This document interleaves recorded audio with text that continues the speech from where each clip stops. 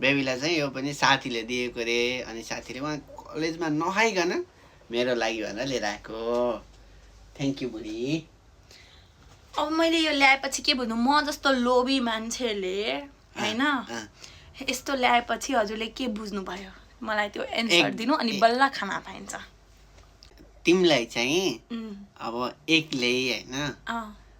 बुढो माउ बिना चाहिँ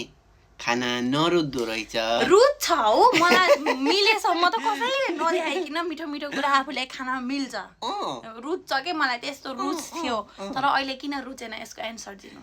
बुढो माउ हो र अरू धेरै कुरा पाउँदैछु नि त के पाउँदैछु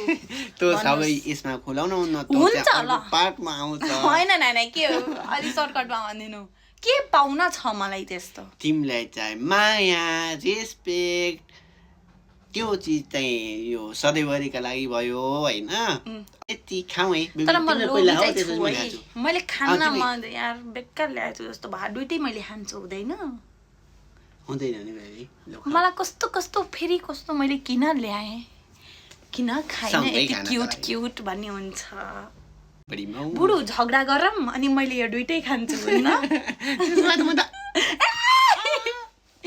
मैले होइन